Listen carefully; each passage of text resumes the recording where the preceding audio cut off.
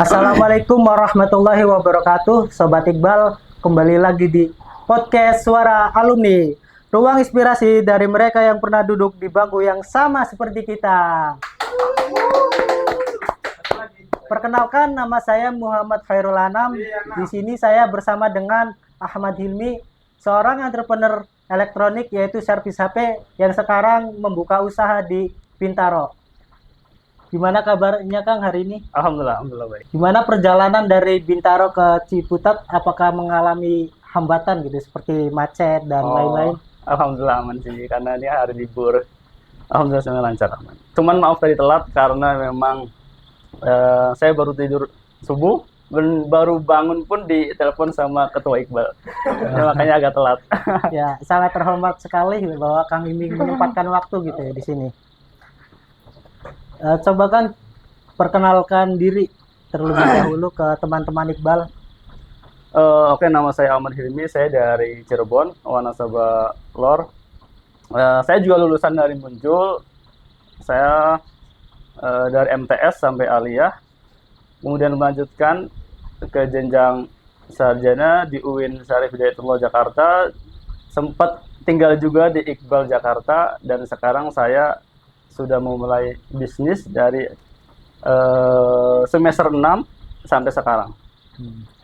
Keren banget ya dengan latar belakang beliau gitu ya, sampai membuka usaha di bidang bisnis elektronik yaitu servis HP.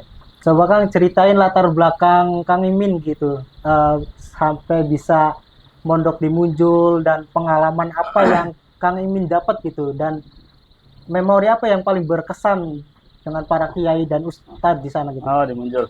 Oke. Awal saya di Munjul itu kan dari MTS kelas 1. Kenapa saya mau mondok? Karena saya terlahir dari 4 bersaudara dan kebetulan saya anak keempat. Kebetulan juga saya nggak suka dimanja. Begitu orang tua menawarkan untuk mondok, saya senang sekali dan langsung terima. Nggak seperti anak-anak lainnya ketika mondok menangis, pengen kabur dan segala macam. Kalau saya malah seneng karena saya jauh dari orang tua. Alasannya karena saya nggak mau perbedaan kasih sayang yang diberikan orang tua kepada anak-anak ini terasa. Ketika saya ada di rumah, itu saya ngerasa nggak enak sama kakak-kakak saya. Karena saya begitu diistimewakan lah. Karena anak terakhir dimanapun zaman dulu itu anak terakhir selalu dimanja. Dan saya termasuk orang yang nggak suka. Makanya begitu mondok, saya bener-bener langsung betah dan nggak pernah pulang kecuali dipaksa pulang oleh nyai. Kecuali dipaksa. Jadi pas waktu kelas 1 saya tuh mondok di Keijen. Karena di Keijen terlalu santai. Jadi kalau di Keijen itu ngajinya cuma pagi sampai sore doang, maghrib. Jadi siang itu kan kita ada alfiyah ya. Apa namanya? Salafiyah. Nah, sorenya itu kita santai kalau di Ejen. Kita paling main bola. Nah, kebetulan karena main bolanya lawannya DFI, dan DFI ngaji semua, jadi zong terus setiap sore itu. Jadi percuma kan, makanya akhirnya itu alasan pertama sih. Alasan pertama saya pindah nanti ke DFI ya. Alasan pertama karena di Ejen terlalu santai. Kedua, karena pas waktu kelas 1 itu saya ngaji ilmu soroh sama Nyaida. Setiap saya ngaji kelas 1 itu, saya selalu ditunjuk sama Nyaida untuk menjawab soal-soal. Dan saya nggak pernah bisa jawab soal yang diberikan sama Nyaida. Makanya saya kelas 1 itu saya benci banget sama Nyaida. Bencinya bener-bener benci. Karena udah tahu saya nggak bisa, tapi ditunjuk terus sama Nyaida. Sedangkan santri-santrinya lain itu ada dulu tuh angkatan saya itu ada Syahroni, ada Ari Sabana, terus ada Munajat. Itu mereka ditanya bisa semua. Dan setiap ngaji sama Nyaida selalu saya ditunjuk. Yang lain tuh jarang mau ditunjuk. Dan Nyaida tahu saya tuh nggak bisa. Makanya di situ saya kesel banget sama Nyaida. Terus akhirnya saya nyari-nyari gimana kayak yang bakalan bisa mengajarkan saya ilmu nahwu secara lebih. Akhirnya saya pindah ke Pasan. Jadi pertama alasan saya pindah ke Pasan itu karena pertama di Yejen agak terlalu santai. Kedua, saya ingin menunjukkan ke Ganya bahwa saya bisa namu sorof. Itu sebenarnya alasan kedua. Alasan saya pindah ke Pasan. Akhirnya kelas 2 saya pindah ke Pasan. Itu. Kemudian setiap saya bulan puasa itu kan ada pengajian apa namanya itu? Apa sih namanya? Kalau pasaran ya. Pasaran. Santri-santri kan pulang. Kalau saya nggak pulang, jadi keunggulan ketika kita nggak pulang dulu itu ya, kita bisa ngaji berdua langsung sama pasan. Walaupun gemeter, tapi efeknya benar-benar terasa. Kan kita paling takut sama pasan kan. Ngaji berdua takut, ngaji bareng aja takut gitu loh. Apalagi ngaji berdua. Tapi dengan ngaji berdua itu akhirnya saya lebih paham tentang nahu sorof tuh lebih paham semua. Jadi saya mendapatkan ilmu lebih itu ketika saya nggak pulang pas waktu pasaran. Makanya saya ketika pasaran udah selesai, sampai lebaran saya masih di Muncul. Kalau Ibu Mumun udah nyuruh saya balik, itu udah tandanya saya harus balik. Karena Ibu Mumun pengen ada family time dengan keluarganya. Jadi saya itu pulang ke rumah itu, kalau bener-bener udah disuruh sama Ibu Mumun dan Pasan. Kali itu dong. Sangat menarik sekali ya teman-teman. Terus selain hal itu ada nggak kayak kenangan di Cimarati atau dengan teman-teman gitu yang membuat Kang Iming selalu mengingat Munjul? Gimana Kang Iming? Nggak ingat Muncul mungkin pas waktu saya jadi lurah santri sih ya. Mungkin pas waktu saya jadi lurah santri itu termasuk lurah santri yang paling galak. Karena saya beberapa kali memukul santri. Ada dulu namanya Imam, saudara saya sendiri. Terus ada juga orang Kalibuntu, Wahid namanya, karena dia bandel lah. Bandel. Itu pokoknya di sepanjang sejarah yang saya tahu ya, itu paling parah. Maksudnya di 2005 ke atas ya. Untuk seorang santri yang paling parah itu saya. Dari segi disiplinnya parah, yaitu sampai mukul, sampai ngepret. Kemudian saya itu kalau bangunin santri itu paling dibenci sama santri. Karena setiap saya bangunin santri, itu kan hal yang paling menjengkelkan. Karena yang paling pertama harus bangun itu kan lurah. Dia capek nggak capek, harus bangun tuh jam 3. Ya kan? Jadi saya bangunin santri itu selalu sarungnya saya tarik. Seluruh santri itu sarung itu saya tarik semua, saya ambilin semua. Jadi mereka langsung lari ngambil sarung. Itu yang paling mereka benci kalau saya udah bangunin itu. Karena kan rata-rata nggak pakai celana dalam. Bener nggak? Jadi itu cara efektif. Karena bener, capeknya minta ampun bangunin santri itu. Mungkin di sini kalau ada yang pernah jadi lurah, gila capeknya bener-bener. Udah kita ngaji, kita ngurus mereka juga. Jadi cara efektifnya itu, nah itu tuh paling dibenci sama mereka.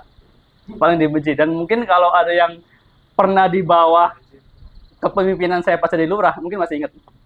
Gitu. Berarti Kang Iming sudah lama di dunia leadership gitu ya, memimpin para santri. Tepatnya dipaksa sih sama ibu. Karena pas waktu itu lurah santri yang terpilih. Sebenarnya pas waktu pemilihan tuh saya nggak terpilih. Yang terpilih itu ada teman saya, cuman dia karena terlalu santai, makanya dipilih sama santri. Orangnya terlalu santai, jadi santri milih dia biar santai. Dan saya pilihan kedua. Karena dia nggak kerja selama 3 bulan, Ibu Mumun langsung mengkat dia dan langsung menaikkan saya sebagai lurah santri. Nah setelah itu baru menjadi hari mencekam bagi para santri. Karena bener-bener galak banget. Pas waktu itu galak banget. Galaknya bener-bener parah. Itu tadi, bangunin dengan cara begitu. Kemudian kalau ada santri ngerokok, saya kepret. Karena pas waktu itu, kan nggak ada HAM ya. Nggak ada. Mungkin kalau ada HAM, kayaknya saya di penjara. Kalau ada HAM. Karena pas waktu itu kan bebas-bebas aja. Mau ngepret atau segala macam, bebas-bebas aja kan. Dan saya pikir pas waktu itu, aman-aman aja sih, karena saya udah mandat dari kiai untuk karena kiai kan capek udah ngurus santri kan. Nah, jadi saya merasa udah punya mandat, jadi saya bebas mau ngelakuin apa aja. Walaupun ternyata pas ke belakang ke sini, oh ternyata salah apa yang saya lakuin. Gitu. Tapi itu jadi memorial banget sih buat saya pas jadi lurah santri. Kang Eming dalam dunia kepemimpinan dia mempunyai jam terbang yang lumayan panjang gitu ya. Nah lanjut, apa sih yang mendorong Kang Eming pada akhirnya untuk memutuskan kuliah di UIN Syarif Hidayatullah dan menjadi tujuan gitu? Oh, sebenarnya tujuan saya tuh ngelamar, bukan lamar ya, apa namanya, mendaftar di YN Cirebon apa sih namanya itu? Oh, emang UIN Sumber ya?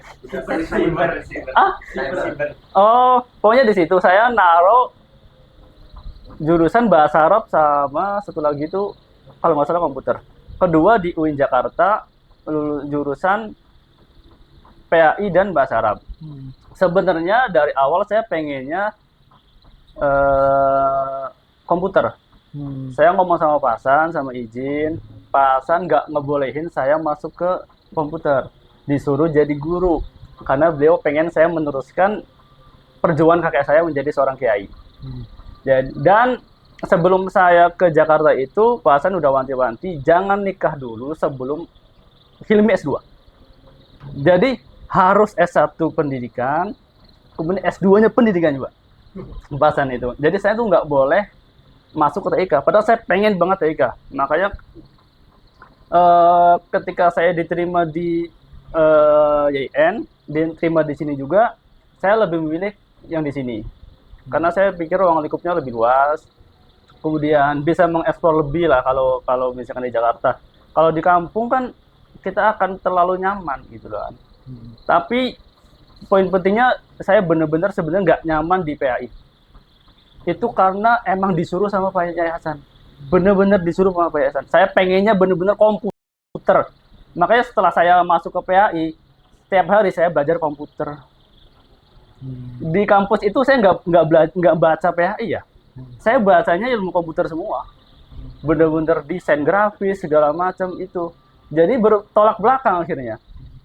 Jadi seperti itu intinya kan nurut sama guru. Jadi ada motivasi gitu dari para kiai untuk memilih PAI. PAI, walaupun saya sendiri sebenarnya nggak setuju, nggak pengen karena jiwa saya emang di IT. Gitu. Mana ya? Cut di situ berarti. Nah, mungkin setelah Kang Iming tinggal di Iqbal dan pada akhirnya menjadi Presiden Iqbal, apa sih kayak hal-hal yang dilakuin Kang Iming gitu sebagai Presiden Iqbal pada waktu itu untuk menjadikan Iqbal yang lebih baik gitu, Mas? Kalau saya pikir kepemimpinan saya di Iqbal itu yang terburuk sih. Oh. Iya. Beda kepemimpinan saya ketika di Munjul. Kalau di Munjul itu saya benar-benar ngerasa saya paling tinggi dan saya ngurus anak-anak di bawah saya. Ada di kelas saya. Sedangkan di Iqbal itu yang saya pimpin adalah kakak-kakak kelas kebanyakan. Ya kan? Nggak semuanya nurut kan kalau kakak kelas. Mereka punya idealisme masing-masing. Mereka udah di kampus itu ada semester 14, ada semester 13, ada semester 12, sedangkan saya masih semester berapa pas waktu itu. Jadi kepemimpinan saya kalau saya jujur yang terburuk di antara yang lain. Kalau saya ngerasanya ya, jujur aja. Karena saya ngerasa nggak pede untuk ngatur kakak kelas dan segala macamnya. Mungkin beda dengan yang sekarang. Kalau sekarang kebanyakan kakak kelas kita kan udah pada kerja ya. Udah pada kerja, kemudian yang di sini pun siapa luar kan? Yusron juga kan udah dia jadi Presiden Iqbal membawahi yang kecil-kecil kan. Sedangkan saya benar-benar membawahi yang udah senior, jadi menurut saya agak susah pas waktu itu, pas zaman saya agak susah. Jadi kalau misalkan ditanya tentang prestasi saya di Iqbal, jujur jauh berbanding terbalik ketika saya menjadi lurah DFI. Jauh banget. Gitu. Waktu jadi Presiden Iqbal, apa sih hal yang dilakuin gitu kayak program-program yang Kang Iming inget gitu? Program sebenarnya sama yang ikutin alur sih pas waktu itu. Pas waktu itu jujur zaman sosial media nggak terlalu berkembang ya. Eh, Referensi kita untuk masalah organisasi kurang. Nggak seperti sekarang, referensinya banyak banget. Kemudian orang-orangnya juga kayak lebih enak kalau yang sekarang itu. Jadi untuk masalah program hanya ngikutin program-program yang sebelumnya. Saya benar-benar menjadi ketua Iqbal itu benar-benar apa ya? Jauh banget ketika saya jadi lurah santri, jauh banget. Saya ngerasanya jauh banget. Gitu. Nah, kehadiran Iqbal ini kan bisa dibilang sangat bermanfaat gitu ya buat para alumni Nurul Huda Muncul yang ingin kuliah ataupun cari kerja. Iya. Apa sih menurut Kang Iming gitu peran Iqbal terbesar gitu sehingga Iqbal ini adalah tempat yang membuat seseorang itu bisa berkarir lebih panjang lagi gitu. Keberadaan Iqbal bagi sebagian alumni ada yang suka ada yang enggak ya. Tapi bagi para alumni yang melanjutkan kuliah terus mencari kerja, keberadaan Iqbal benar-benar sangat membantu sekali. Karena kita di sini udah kayak seperti mondok lagi gitu ya. Udah seperti mondok lagi. Beda dengan alumni yang udah masing-masing gitu. Jadi keberadaan Iqbal di sini udah kayak keluarga. Jadi manfaatnya sangat sangat besar sekali. Mulai dari referensi bisnis, kemudian kita mencari kerja juga lowongan bisa dari teman-teman Iqbal juga. Jadi keberadaan Iqbal benar-benar sangat sangat membantu sekali. Tapi itu ya nggak semua ngerasa keberadaan Iqbal ngebantu ya. Hanya bagi orang-orang yang kuliah, orang-orang yang ngerasa dekat sama Iqbal, itu benar-benar ngebantu sekali. Keberadaan Iqbal. Ya, apalagi orang-orang yang merantau gitu ya. Ya, Biaya kos dan ketidakpastian yang lebih itu murah kadang menakuti gitu para perantau gitu. Nah, kehadiran Iqbal kayak memberi jawaban atas keresahan itu gitu. Nah, lanjut Kang Iming kan udah ini ya buka bisnis 2 seluler di Bintaro sejak 2010. Iya. Bahkan masih kuliah. Masih kuliah. Gimana sih ceritanya Kang Iming terjun di dunia bisnis gitu gitu? Jadi awalnya sebenarnya untuk bisnis sendiri saya tuh sebenarnya udah mulai dari kecil ya, dari SD. Dari SD itu saya udah mulai bisnis, saya udah seneng nyari uang. Jadi dulu tuh saya waktu kecil itu di desa itu paling pinter main kelereng. Sampai saya di-banned sama di desa sendiri. Di-banned nggak boleh main lagi. Karena setiap saya main udah pasti menang. Jadi kelereng saya itu banyak banget di rumah itu. Nah akhirnya saya jual-jualin. Setelah saya jual-jualin tuh kok jualan tuh enak ya. Dapat uangnya nggak cuma dari orang tua. Jadi keterusan gitu loh. Habis jualan kelereng, saya jual orang-orangan kalau dulu. Nggak tahu kalau yang di sini ya pada ngalamin apa enggak. Dulu tuh ada orang-orangan yang bisa kita mainin. Kemudian ada jualan kertas gambar gitu loh yang dilempar ke atas. Itu juga saya di situ di-banned juga. Jadi numpuk semua mainan itu saya jual-jualin dan dari situ saya ngerasa jualan itu enak. Iya. Jualan itu enak. Kemudian setelah saya kuliah, saya melihat di sekitar UIN tuh banyak servis handphone dan servis motor pas waktu itu. Jadi antara dua itu. Kemudian saya melihat kedua bisnis ini nggak bakalan mati sampai kiamat sih. Iya, karena semua orang butuh handphone. Pas waktu itu sebenarnya handphone nggak terlalu marak, kebanyakan handphone Cina, ya kan. Kemudian motor udah pasti banyak kan. Makanya di Al-Falah dulu pas waktu saya menjadi imam, setiap hari saya berdoa, ya Allah, berikan saya keahlian di antara dua keahlian. Pertama servis handphone, kedua servis motor. Setiap hari saya doa terus itu. Ya Allah, saya berikan saya petunjuk, berikan saya ilmu, kemampuan, keahlian di antara dua ini. Akhirnya nggak tahu kenapa tiba-tiba saya kenal dengan temen yang ngajarin servis handphone. Pas waktu itu masih zamannya Sony Ericsson, masih zamannya Siemens, masih zamannya Nokia jadul, yang Nokia NG segala macam itu kan. Kemudian saya belajar, Saya nekunin 1 bulan, kemudian saya langsung bekerja. Di 2010 saya akhirnya buka toko.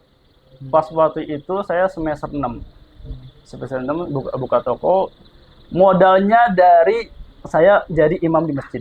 Jadi imam di masjid itu dulu gajinya sekitar 300. Kemudian saya ngajar ngaji itu juga 300 per bulan ya. Setiap hari saya ngajar ngaji 2 orang itu 300. Jadi sehari saya dibayar 10.000. Jadi uangnya tuh dikumpulin sampai terkumpul 15 juta pas waktu itu. Kemudian saya nyari tempat dan dapat di daerah Pondok Aren. Nyewa tempat pas waktu itu 5 juta pas 2010 itu. Kemudian sisanya buat ngisi etalase dan alhamdulillah berjalan sampai sekarang. Iya. Bisa dibilang buka usaha sambil kuliah itu kan bukan sesuatu yang mudah gitu ya, Kang. Gimana sih Kang Iming cara menghadapi itu gitu, memanage waktu dan mengelolanya gitu? Itu kan sesuatu yang sangat berat gitu. Gimana? Bisa diceritain? Sebenarnya gara-gara servis handphone ini saya telat sampai 13 semester sebenarnya sih. Kalau nggak servis handphone saya mungkin tepat waktu kayak ya. Jadi karena saya fokus di handphone akhirnya keasikan nyari duit. Iya. Jadi saya lupa dengan kuliah. Sebenarnya sih nggak yang pinter manage juga sebenarnya sih. Cuman jadi di 2013 itu kebetulan sini saya cerita sedikit tentang istri saya. Jadi pas waktu saya kelas 1 Alia itu saya ngomong sama istri saya yang sekarang, tunggu saya sampai lulus kuliah ya. Setelah saya lulus kuliah, saya langsung lamar kamu. Saya langsung menikahin kamu. Kita nggak usah pacaran, kita nggak usah segala macam. Nah, di 2013 itu saya nggak lulus. Nggak lulus. Diteleponin sama calon saya itu, cepat lulus. Kenapa? Saya bilang cepat lulus. Orang saya masih santai. Kamu nggak ingat dengan janjimu. Janji apa? Saya bilang. Janji kalau kamu setelah lulus mau menikahin aku, jadi ya kan. Nah, dari situlah akhirnya saya mulai skripsi dan akhirnya sampai lulus. Jadi karena dorongan istri sebenarnya saya lulus tuh. Bukan karena niat dari hati ya kalau saya mau jujur ya. Karena saya ada janji yang harus saya penuhi. Saya udah nyaman dengan pekerjaan saya di counter, saya udah nyaman dengan pendapatan saya. Jadi saya benar-benar pas waktu itu melupakan kuliah. Tapi karena istri pas waktu itu kebetulan dia udah lulus, dia nelpon saya harus cepet-cepet. Akhirnya setelah saya lulus, saya langsung lamar dia. Jadi semuanya bener-bener kalau bisa dibilang karena paksaan dari istri saya. Karena orang yang udah enak di dunia kerja, seringkali lupa dengan dunia pendidikan. Dan itu saya alami sendiri. Jadi kalau saya bilang saya bisa memanage waktu, enggak juga. Kalau bisa memanage waktu harusnya tepat di semester 8. Nggak mungkin telat sejauh ini, ya kan? Nggak mungkin telat sejauh ini. Tapi karena pada waktu itu, jujur ya, lulusan Iqbal itu di semester 13, di semester 12, di semester 14 itu hal yang lumrah. Jujur, lumrah banget. Hampir seluruh alumni muncul pas waktu itu lulus di semester 14. Hampir ya. Jadi saya tuh di semester 10 masih santai. Di semester 11 masih santai. Masih ada yang lebih parah dari saya nih. Jadi sesantai itu dulu. Mungkin beda sama sekarang kan. Kalau sekarang kan harus semester sekian harus selesai ya kan. Kalau dulu sesantai itu. Gitu. Tapi poin utamanya itu ya, jujur bukan karena saya pinter manage waktu, tapi karena ada janji yang harus saya tunaikan. Sebagaimana seorang lelaki, ketika kita sudah berjanji yang harus ditepati. Gitu aja sih sebenarnya. Ya, lanjut di tahun 2025, Kang Iming membuka cabang baru di Geragepon, spare part. Apa yang menjadi motivasi dan strategi dalam hal ini, Kang Iming? Oke, gini. Seiring berjalannya waktu, kebutuhan handphone itu semakin tinggi ya. Counter di satu daerah aja udah banyak banget ya. Sedangkan toko terbesar itu ada di ITC Roximas. Bagi counter-counter yang jauh dari ITC Roximas itu kan kalau satu hari dia ada servisan 1 atau 2 dan dia harus ke Roxy, itu kan butuh waktu lama. Iya. Ya kan, butuh waktu 1 jam, sedangkan terkadang pelanggan itu minta ditunggu. Nah, karena ada hal kayak gitu, kemudian saya juga ngobrol sama temen, gimana nih kalau saya buka toko spare part? Dan mereka benar-benar antusias. Kalau saya buka toko spare part, mereka pada senang karena ngerasa terbantu. Yang seharusnya mereka ke Roxy setiap hari karena ada servisan. Nah, begitu ada toko spare part saya, jadi mereka nggak harus ke Roxy. Dan saya juga ngasih apa ya, harga dengan Roxy itu bedanya paling 10 sampai 15 ribu. Dan itu sangat-sangat membantu mereka untuk kecepatan waktu, ya kan. Yang biasanya katakanlah ada orang nyervis pagi nih jam 7, user bisa ngambil mungkin sore atau malam. Tapi dengan adanya saya buka toko spare part, mereka servis jam 7, jam 9 udah jadi. Karena tinggal datang ke toko saya. Kebetulan saya punya toko spare part sekarang 2. Pertama di Duosel di daerah Pondok Aren, keduanya di Petukangan Utara. Kalau Petukangan Utara namanya Gragepon Spare Part. Yang ngejaga itu alumni muncul juga, namanya Lutfi orang Kanci. Lulusan keberapa saya lupa di lulusan berapa. Tapi gini, jangan melihat sekarang dulu ya. Jangan sekarang dulu. Ketika saya buka counter di 2010 itu sebenarnya sih sempat jatuh bangun ya. Sempat jatuh bangun dan sempat mau ngejual toko itu di harga 15 juta sama temen. Ada teman saya yang di Ciputat saya datengin, Mas, saya bilang, saya udah nggak betah, udah nggak nyaman di counter, saya pengen ngejual counter ini, saya bilang. Berapa? Dia bilang, saya minta 15. Harga modal saya aja, saya bilang 15. Yaudah deal ya, deal 15 juta, saya tungguin teman saya itu, nggak datang-datang sampai sekarang. Kalau seandainya dia datang di pada waktu itu, saya deal 15 juta, mungkin saya nggak punya toko. Mungkin saya bakalan jadi petugas kebersihan mungkin. Atau mungkin jadi guru lah, paling nggaknya jadi guru ya. Alhamdulillahnya dia nggak jadi beli. Karena pas waktu itu, jujur pendapatan saya parah. Kemudian di situ ormasnya parah juga. Jadi kendala orang yang punya usaha di Jakarta dan Tangsel itu ormas. Ormas itu gila banget. Per bulan itu saya bisa ngeluarin uang tuh gila-gilaan. Kadang kalau mereka mabok minta uang itu kita bisa ngeluarin gopek. Sekali mereka minta. Dan itu kan bagi para pedagang atau wirausahawan itu berat banget kan, dan nggak nyaman usaha kan. Beda dengan kita yang punya bapak, punya ibu atau orang tua yang uangnya miliaran ya. Ketika kalian mulai usaha setelah menikah dan tapi di belakang kalian ada background yang ada penyumbang terbesar, ya fan-fan aja. Tapi kebanyakan kita kan mau usaha itu uang sendiri. Orang tua oke ngasih modal pun paling jual kebun dulu, jual sawah dulu, ya kan. Makanya kalau mau mulai usaha, saya sarankan sebelum nikah, kemudian pilih yang benar-benar kedepannya bagus. Kayak saya nih, saya dari dulu udah melihat servis handphone itu bakalan berjalan.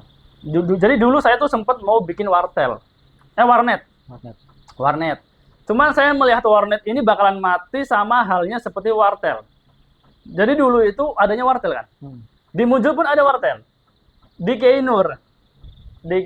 Yang ada wartel cuma Keinur doang. Keinur bangkrut. Semua wartel itu bangkrut. Kemudian ada warnet. Saya melihat warnet juga bakalan mati karena adanya handphone. Makanya saya urungkan untuk warnet. Saya fokus ke handphone karena handphone ini sampai kapanpun akan selalu ada. Dari awal rilis sampai sekarang handphone ada. Sekarang coba bayangkan. Anak kecil aja udah dikasih handphone loh sama orang tuanya, ya kan? Bener banget. Kemudian bisnis otomotif kayak termasuk motor, mobil, itu bagus. Nah, untuk makanan kalau mau bisnis ayam. Ayam itu bisnis yang nggak bakalan mati kalau menurut saya. Coba aja kalian lihat fried chicken deh. Di mana-mana menjamur. Kalau misalkan kalian mau buka usaha dan kalian seorang pekerja, lebih enak sebenarnya franchise. Lebih enak franchise, tapi jangan franchise yang asal booming ya. Kayak dulu ada franchise booming boba, kemudian teh Thailand, kemudian susu kental Milo, kemudian sekarang tuh ada Misu, ya kan? Kemudian apa lagi tuh? Teh manis. Kalau saya melihat dari dulu saya juga pengen, tapi saya pantau dulu. Pantau per 3 bulan. Jadi kalau ada booming, jangan langsung kalian beli franchise-nya. Kalian pantau dulu, kalian lihat dulu kebutuhan masyarakat, kalian lihat dulu antusiasme masyarakat terhadap produk ini berapa bulan nih kuatnya. Jadi jangan buru-buru langsung franchise. Kayak misalkan es Milo, apa tuh es Milo yang itu tuh? Es Milo kepal. Kepal itu kan saya perhatiin cuma 3 bulan selesai. Iya. Iya kan? Saya sempat mau beli, tapi saya lihat ini kayaknya nggak bakalan lama deh. Orang kayaknya beli cuman pengen tahu atau ikutin FOMO aja. Setelah itu udah bubar, dan ternyata bubar. Kemudian boba juga bubar. Kalau saya perhatiin sekarang yang benar-benar survive sampai sekarang itu ayam fried chicken ya. Kan sekarang banyak. Saya juga sama istri sekarang lagi ngincer namanya The Kriuk. Oh, gitu. Ayam franchise The Kriuk. Kita udah ngubungin ownernya segala macem. Kita udah mau tekan kontrak berapa juta untuk pembeliannya. Cuman kendalanya yang sekarang ini kita tempatnya belum dapat. Karena usaha itu paling urgent itu nomor 1 tempat. Seberapa usaha bagusnya, kalau tempatnya nggak bagus susah. Iya, benar. Ya, jadi kalau bagi kalian yang mau mulai usaha, kalau emang kalian passionnya di kerja, kalian kerja aja. Karena jujur sebenarnya kalau mau nyaman ya kerja. Kalau mau nyaman ya, usaha itu kan ada naik turun kan. Iya. Kayak di bulan penurunan usaha itu pasti di bulan ini. Setelah lebaran kecil menuju lebaran haji, itu udah pasti usaha pada turun. Karena di situ saya nggak tahu apa ya. Mungkin ada bayaran uang sekolah kali ya. Bayaran uang sekolah, kemudian kurban juga mungkin kan. Apa mungkin THR mereka udah habis pas waktu itu. Jadi penurunan itu selalu ya. Ini saya alami dari 15 tahun saya buka ini. Selalu di bulan setelah Idul Fitri ke Idul Adha. Itu udah pasti parah ini penjualan ini nih. Tapi setelah Idul Adha ke atas, penjualan normal lagi. Beda kita kalau punya, maksudnya kerja ya. Kerja kan kita gaji nggak peduli dengan itu kan. Iya kan? Yang pusing kan si ownernya. Iya kan? Kita kerja katakan di bank lah. Kita nggak usah pusing-pusing. Per bulan kita udah dapat kerja, udah dapat gaji. Tapi kalau misalkan kita usaha, ya kita harus siap dengan naik turunnya perputaran ekonomi. Seperti itu. Nah, buat pebisnis pemula itu bagaimana sih supaya dia bisa melihat peluang gitu, Mas? Kadang pebisnis baru itu dia agak kebingungan gitu melihat peluang. Terus apa nih saya harus buka usaha apa gitu? Pertama jangan langsung, kalau sekarang kan banyak kan viral-viral ya. Iya. Kalau kalian melihat yang viral-viral, sebenarnya gini ya, kita lihat dulu passion kita dulu nih. Passion kita tuh di dunia usaha atau di dunia bisnis. Kalau passion kita di dunia kerja, ya udah kerja, tapi sisanya kalau untuk usaha, saya sarankan ke franchise. Karena kalau misalkan kalian passionnya di dunia kerja, tapi kalian memaksa diri untuk ke bisnis, biasanya bakalan hancur nih. Biasanya mereka itu orang-orang yang langsung lihat viral. Misalkan contoh ada kue pancong lumer, mereka langsung resign usaha bikin kue pancong lumer. Gitu kok di sana rame, dia sendiri buka enggak. Ini jangan langsung lihat viralnya. Ya, jadi kalau mau lihat usaha apa yang mau kedepannya bagus, pertama jangan lihat asal viral. Ya, jangan lihat asal viral. Kalaupun kalian mau lihat yang asal viral, saya sarankan kalian pantau dulu di 3-6 bulan. Ini viral ini bertahan apa enggak nih? Nah, dulu saya sempat seblak itu kan viral ya. Seblak viral, saya sempat berpikir seblak itu akan mati di 3 bulan. Wah, saya pantau lagi kok nggak mati ya seblak. Coba 6 bulan. Nggak mati juga, ternyata orang emang, berarti seblak itu bukan sesuatu hal yang asal viral. Berarti udah kayak orang suka nih. Nah, tapi saya pernah mantau di es kapal Milo, kemudian teh boba, kemudian es cappuccino cincau, terus es teh manis. Saya udah yakin 3 bulan akan habis, dan ternyata benar. Jadi kalau kalian mau usaha apa, kalau emang kalian patokannya di viral, lihat tuh di 3 bulan pertama dan 6 bulan. Kalau emang bagus, masih bagus, coba aja. Tapi jangan pernah tinggalkan pekerjaan kalian. Jadi dari pekerjaan dapat, syukur-syukur nanti dari usaha yang kalian baru mulai rintis itu dapat juga. Tapi kalau kalian mau buka usaha dari nol, lebih bagus sebenarnya branding sendiri. Branding sendiri, cuman kalau branding sendiri butuh waktu lama. Kalau untuk makanan kita juga harus nguliknya lama banget. Kita mau buka franchise, mau buka fried chicken. Kita kan harus ngulik dulu kan resepnya. Kita katakan nggak mau franchise, ya oke, berarti kita harus benar-benar semuanya harus tahu detail gimana pemasarannya segala macam. Kalau franchise itu kan enaknya kita semuanya tinggal jadi. Kita bayar franchise ke mereka, ya kita tinggal melihat aja nanti rame apa enggak. Tapi kalau mau nge-branding sendiri, jujur lebih capek, lebih nguras tenaga, tapi kalaupun berhasil akan jangka waktu lama. Nah, jadi kalau mau mulai bisnis, lihat dulu nih yang kedepannya bagus. Kayak handphone, saya pasti jamin 100% bagus. Sampai kapanpun handphone itu bagus. Kedua, otomotif itu akan bagus juga. Itu motor, mobil itu bagus. Ketiga, AC itu bagus. Coba aja. Dulu AC nggak terlalu rame loh. Sekarang rame. Sekarang AC itu udah jadi kebutuhan pokok. Iya. Saya dulu lihat AC tuh kayaknya nggak bakalan ini deh. Kayaknya orang-orang kaya doang deh yang bakalan punya AC. Tapi sekarang di kampung gila yang punya AC. Ya kan? Iya benar. Untuk elektronik itu. Untuk makanan, jujur nomor 1 ayam. Semua yang berhubungan dengan ayam itu laku. Pecel lele di mana-mana ada. Iya. Ya kan? Fried chicken di mana-mana ada. Ya kan? Orang jual ayam hampir semuanya banyak kan berhasil. Jadi kalau mau yang bagus itu di ayam. Kemudian kalau makanan ya maksudnya ya. Tapi kalau yang viral-viral, saya selalu bilang tunggu di 3 sampai 6 bulan. Kalau emang bagus kalian silakan franchise, tapi jangan kalian loss aja. Harus benar-benar mantau, walaupun kita kerja tapi harus benar mantau. Gitu sih. Bisa dibilang kita jangan FOMO gitu ya. Iya, benar, jangan FOMO. Nah, kalau soal mentalitas nih Mas, kan ada dari pebisnis pemula itu mentalitasnya kurang, ataupun mereka ya belum ada bakat gitu, atau gimana Mas? Menurut Mas ini? Mentalitas itu makanya saya bilang passion kalian di mana dulu nih. Kalau passion kalian kerja, ketika kalian mulai usaha pasti banyak yang down.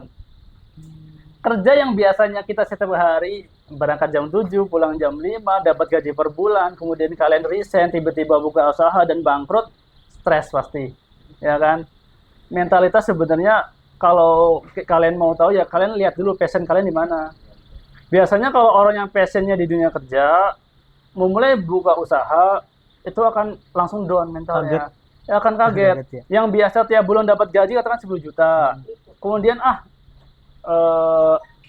saya mau terlepas dari riba, nggak mau kerja di bank, kan ya. Iya. Kan ada orang seperti itu kan, tiba-tiba langsung terjun, tapi passionnya dia di dunia kerja ya susah. Pasti jadinya nggak betah. Nungguin pelanggan itu menjengkelkan loh. Iya. Usaha itu kan kalau kita berdagang kan menunggu pelanggan kan. Itu susahnya, maksudnya menjengkelkan ini minta ampun, ngebosen ini minta ampun. Kalau mau tahu mental kita, pertama tahu passion kita dulu. Kedua, sebenarnya mental itu akan terbentuk ketika kita sudah memulai. Dan ketiga, jangan pernah langsung berharap rame. Iya, harus sabar dulu ya. Harus sabar. Jangan langsung Kebanyakan pengen orang itu buka usaha yang ada di pikiran mereka, ini ada viral nih, rame.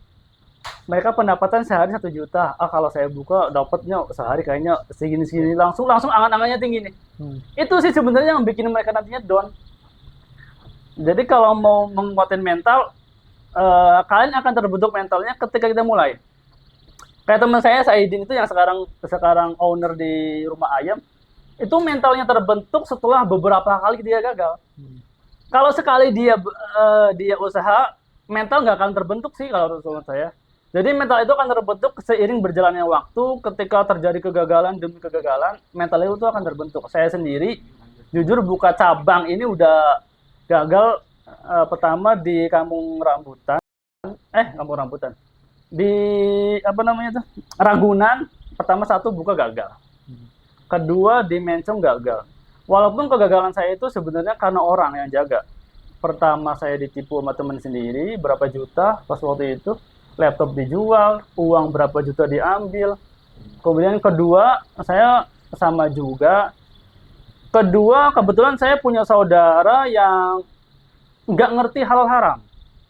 Jadi dia tuh nggak ngerti kalau ngambil uang bukan haknya itu haram. Itu aja. Jadi salah satu kegagalan saya itu sebenarnya kepercayaan. Saya benar-benar dikhianati itu berapa orang? 2 orang berarti. Pertama di Ragunan satu itu habis berapa juta. Kedua di Mencong. Kalau di Mencong sebenarnya saudara saya sendiri loh. Saudara saya sendiri. Dan itu dia sebenarnya lulusan pondok tapi dia bingung, ini halal nggak sih kalau saya ngambil uang dari konter tanpa bilang gitu ya. Bahasa halusnya seperti itu. Iya. Itu yang bikin bangkrut. Jadi sering sekali orang buka cabang itu bangkrutnya tuh gara-gara ya itu dikhianati sama orang kepercayaan. Makanya sekarang saya jujur ya, untuk ngambil partner kerja saya nggak mau dari saudara. Karena ketika kita ribut sama saudara, nanti kita ribut sama orang tuanya juga. Iya kan? Udah pasti. Ribut sama orang tuanya, ribut juga sama saudara-saudaranya juga. Jadi lebih enak kita punya partner kerja itu ngambil dari orang lain. Kalau orang lain malah jadi saudara. Sekarang di toko saya ini orang luar semua, tapi akhirnya jadi saudara. Gitu. Yang saudara saya sendiri udah saya cut semua. Karena ada saudara saya yang satu itu ngambil itu sampai berapa puluh juta ya. Tanpa saya tahu karena emang saya terlalu percaya. Masa sih saudara ngambil? Kayak nggak mungkin deh. Ya kan? Orang saudara saya sendiri, masa setega itu? Justru kebanyakan bangkrut sama saudara sendiri malahan. Makanya bagi teman-teman yang mau buka usaha, saya sarankan kalau mau ngambil partner kerja atau karyawan, jangan pernah ngambil dari saudara kalian sendiri. Karena ketika ribut dengan saudara sendiri, udah pasti nanti ribut sama ibunya. Udah pasti ribut sama bapaknya. Nanti karena kan nanti apa yang dia bilang ke orang tuanya tentu mungkin beda. Ya kan? Saya sendiri ngalamin. Saya ngeluarin dia, orang tuanya taunya saya nggak, ini bukan karena dia mencuri. Jadi kan ada miss jadinya kan. Kan anaknya nggak mungkin, Mi, saya dikeluarin karena saya nyolong. Nggak mungkin kan ngomongin seperti itu kan. Iya. Jadi tiba-tiba ibunya kaget aja, kok anaknya dikeluarin. Padahal alasan saya ngeluarinnya karena mencuri. Ya kan. Tapi dia ngomong ke ibunya kan nggak tahu. Masa iya, saya dikeluarin gara-gara nyolong sekian juta. Nggak mungkin lah kan. Pasti dia membela diri. Itu makanya untuk teman-teman yang membuka usaha, saya sarankan jangan pernah ngambil dari saudara. Karena efek kedepannya fatal. Makanya ini ada saudara nelpon saya WA, Bang Iming mau ini sih, anak saya mau ikut boleh nggak? Enggak, saya bilang nggak bisa. Karena saya takut kalau ada saudara. Itu. Harus ada saling trust di situ ya, sesama partner gitu. Ya trust juga, tapi saya sarankan itu ya. Baik, lanjut. Apakah ada peran pendidikan dari pesantren dalam membentuk nilai-nilai bisnis atau karakter bisnis gitu, Mas Imin? Kalau nilai pesantren kayaknya jauh lah ya. Nggak ada hubungannya sih kalau untuk basic ke pesantren, apalagi muncul itu kan pesantren yang bukan leadership kan. Kalau saya katakan muncul itu kan pesantren semi modern atau semi kholaf. Dibilang modern enggak, dibilang klasik enggak. Kalau klasik atau salafi ada bahasa Inggris. ada komputer. Sekolahnya digabung antara laki dan perempuan. Jadi dibilang salafi enggak. Dibilang modern juga enggak muncul tuh. Pembentukan karakternya juga enggak. Leadershipnya enggak juga, enggak ada kalau saya bilang di muncul tuh, ya kan? Beda kayak di Gontor. Dia emang murni modern, murni modern. Makanya ada beberapa saudara nanya ke saya, mau mondok di Muncul. Saya bilang, kalau mau mondok, mending ke salaf atau modern sekalian. Jangan yang nggak jelas lagi nih. Kalau saya bilang nggak jelas. Bukan nggak jelas dalam artian jelek ya. Tapi semi kholaf atau semi salafi ini akan membuat outputnya jadi kurang bagus. Karena dari segi salafnya kurang, dari segi modernnya juga kurang. Oke lah di Muncul ada pelajaran bahasa Inggris, tapi outputnya yang bisa bahasa Inggris berapa sih? Kan nggak ada. Saya bilang bisa bilang hampir dikit lah ya, ya kan? Kemudian bahasa Arab yang bisa juga dikit, ya kan? Kemudian leadershipnya di Muncul juga kurang sekali. Dibilang salafi kurang juga.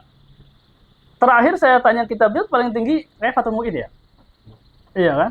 Fathul Muin. Kalau kita lihat di pondok pesantren yang benar-benar salafi, itu kitabnya udah jauh lebih dari Fathul Muin ya. Kemudian untuk nahu sorobnya juga kalau untuk yang salafi benar-benar bagus. Kalau di Munjul itu kan terkenalnya kalau untuk ilmu nahwu kepasan, untuk fikih ke Idul.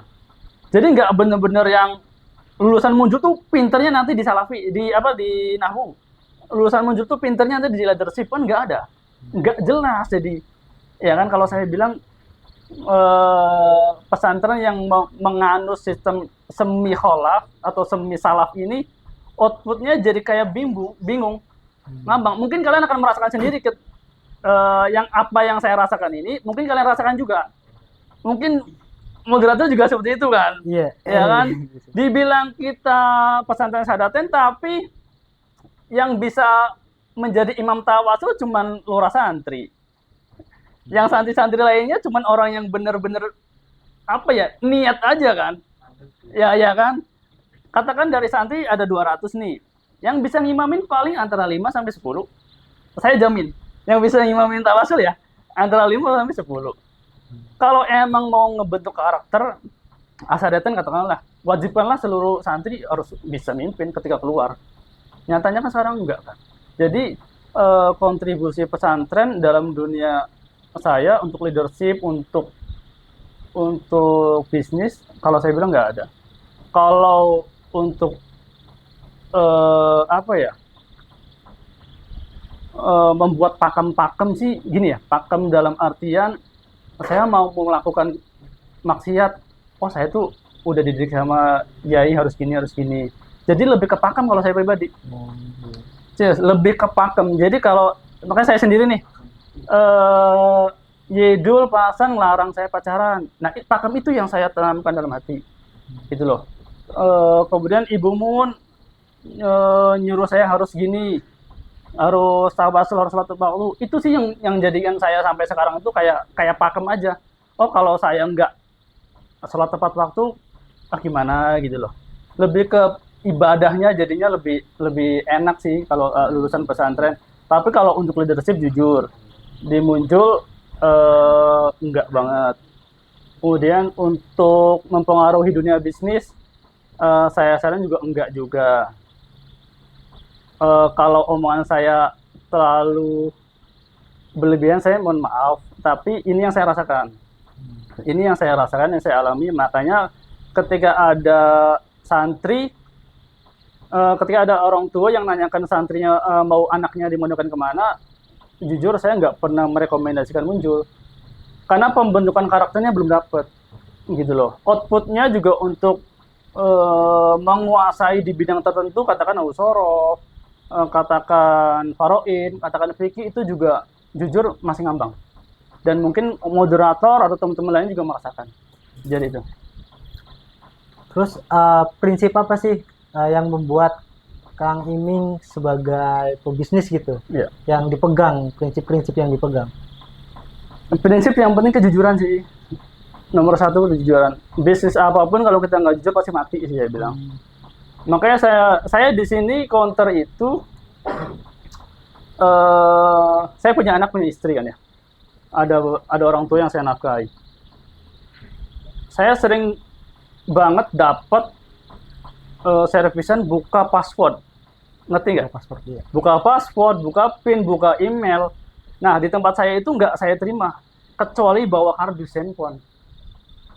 Kenapa? Karena gini, logikanya nggak mungkin sih orang megang handphone tiap hari, dia lupa pola. Paham nggak? Iya, iya, iya. Dia megang handphone tiap hari, kok lupa password? Jadi sering banget ada ibu-ibu, bapak, mas saya lupa passwordnya. Kadang setelah saya kulik, iya mas maaf saya dapat nemu gitu. Nah kalau dapat nemu saya tolak. Ya, saya selalu bilang ke mereka, ibu kalau dapat nemu, tunggu aja kartunya jangan dibuang, nanti juga orangnya nelpon. Tapi kebanyakan orang kita dapat nemu itu kartunya dibuang. Polanya taruh di counter, dibuka. Nah kalau saya tolak. Per hari itu bisa 2 sampai 3 handphone. Katakan satu handphone dikenain 100 ya. 3 handphonenya itu 300. Sebulan udah saya 9 juta. Udah ada 9 juta yang saya tolak.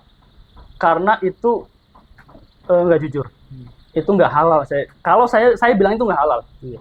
Bisa aja itu benar mereka. Tapi saya bilang itu nggak halal. Karena logikanya nggak masuk.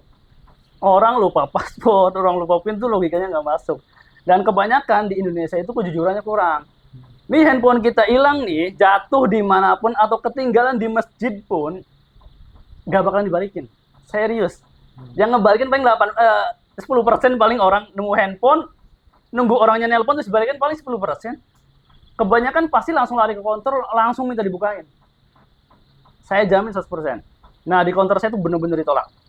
Saya nggak mau ngebantu orang-orang yang kayak gitu. Bukan karena saya takut nanti ditangkap polisi ya.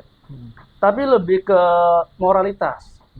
Lebih moralitas, kemudian saya ada anak, istri, dan ibu yang saya nafkahin. Saya nggak mau ngasih nafkah dari barang-barang, dari uang yang nggak halal.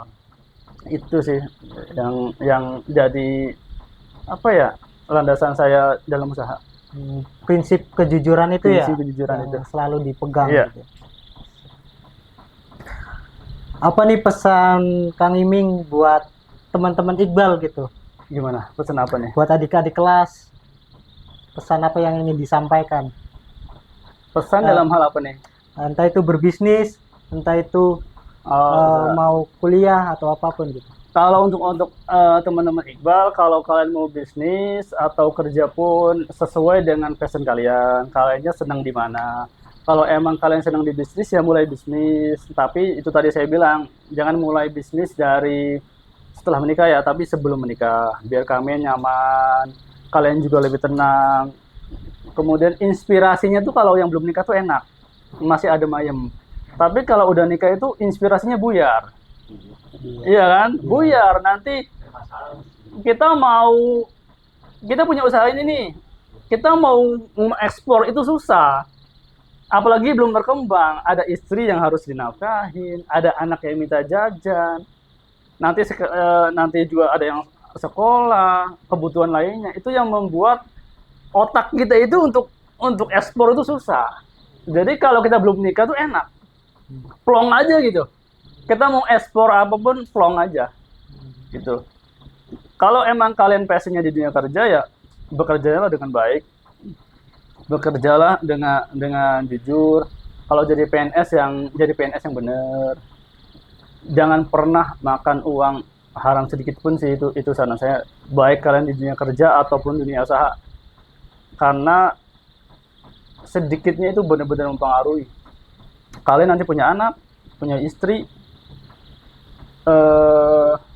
uang haram itu akan benar-benar mempengaruhi ke karakter. Bisa jadi kalau kalian sering makan uang haram, istri kalian jadi sering marah-marah, atau anak kalian jadi bandel. Itu jadi apapun yang nanti kalian pengen, entah itu kerja atau usaha, saran saya prinsip kejujuran itu harus jadi nomor 1 sih. Itu aja. Terakhir tanggapan Kang Iming tentang podcast ini dan selanjutnya agar lebih baik gimana Mas?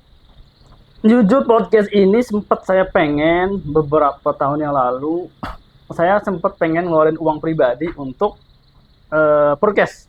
Jujur ini bener-bener saya pengen banget. Cuman kendala pas waktu itu saya jujur saya takut dengan konsistennya kalian aja pas waktu itu ya. Oke lah, saya ngeluarin uang berapa juta nih buat beli kamera, buat beli segala macam, komputer dengan spek tinggi segala macam. Saya dulu sempat membudgetkan uang itu sekitar 20 juta untuk podcast supaya Iqbal maju. Siap. Tapi yang saya takutkan itu Iya. konsistennya itu yang ini. Akhirnya seiring berjalannya waktu kayaknya enggak deh. Nah, Iqbal kayaknya setelah lulus pasti pergi deh. Setelah lulus nanti kerja ya udah, nanti sama istrinya nanti segala macam, ini bakalan habis nih saya kayaknya. Udahlah, off aja, saya nggak mau lanjutin. Nah, begitu adanya podcast ini ya, apa yang saya inginkan, apa yang saya pengen akhirnya tergabung juga ya. Dan alhamdulillahnya saya nggak perlu ngeluarin uang sedikit pun gitu kan. Jadi bener-bener apa ya, bener-bener support habis lah untuk ini ya. Kalau awal-awal masih banyak kekurangan, wajar sih saya bilang ya. Sekelas Close the Door aja kan dari awal juga banyak kekurangan kan. Seiring berjalannya waktu ada budget segala macem, akhirnya jauh lebih baik. Dan saya berharap nanti buat para alumni harus klik subscribe. Jangan malu, ini buat kalian juga. Ini buat mengembangkan Muncul juga. Ini buat media iklan di Muncul juga. Jadi mari bantu teman-teman kita di Iqbal, saling support, saling dukung. Kalau bukan kalian siapa lagi? Orang lain ngapain klik subscribe untuk Iqbal? Siapa sih Iqbal kalau bukan kalian sendiri gitu kan? Iya kan? Alumni Muncul ribuan loh. Alumni Muncul ribuan. Harusnya sih bisa tembus minimal berapa ya, 10.000 lah harusnya sih bisa tembus ya. Gitu. Semoga tambah maju ya. Baik teman-teman Iqbal, terima kasih sudah menonton episode kali ini. Jangan lupa like, comment, subscribe, dan follow IG Iqbal Jabodetabek. Wassalamualaikum warahmatullahi wabarakatuh.